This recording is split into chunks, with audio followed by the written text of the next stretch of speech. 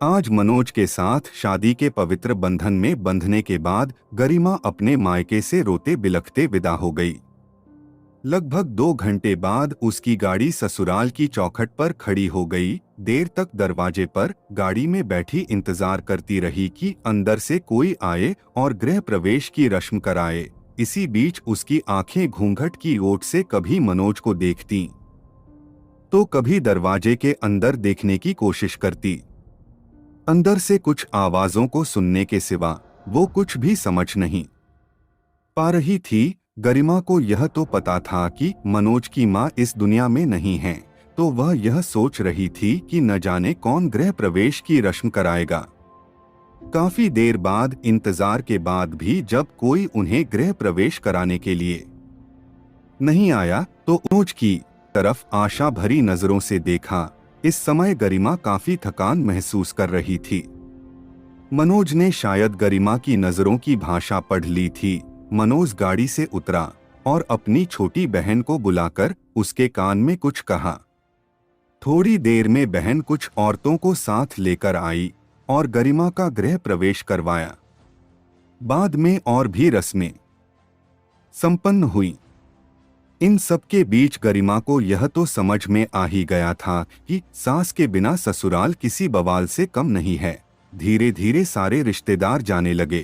कोई अपनापन दिखा रहा था तो कोई रूखापन। सभी अपने अपने तरीके से अपना और दूसरों का परिचय करा रहे थे।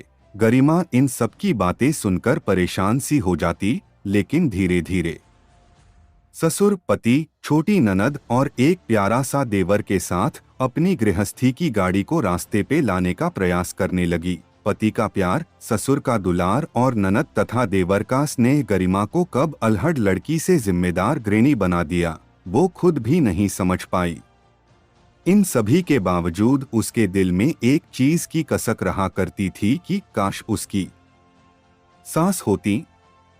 शादी के समय तो सारी सहेलियां उसे काफी किस्मत वाली कह रही थीं कि चल तेरे ससुराल में सास की किचकिच नहीं रहेगी, पर सच्चाई तो यह है कि जिस घर में सास ना हो उस घर में आने वाले सारे लोग सास ही बनने की कोशिश करते हैं। गरिमा भी इन सबको समझती थी। तब उसने दिल ही दिल में फैसला लिया कि वो अपनी बेटियों की शादी वहीं करेगी जहां ससुराल में सास हो। दोस्तों, कुछ रिश्ते नमक जैसे होते हैं। सास का भी रिश्ता कुछ इसी तरह का है। ससुराल का हर सुख बिन सास के फीका ही रहता है। एक कहावत है कि सास गले की फांस न निगली जाए न उगली जाए। पर अब गरिमा को इस बात का एहसास है कि ससुराल में न हो सास तो सब कुछ है बकवास।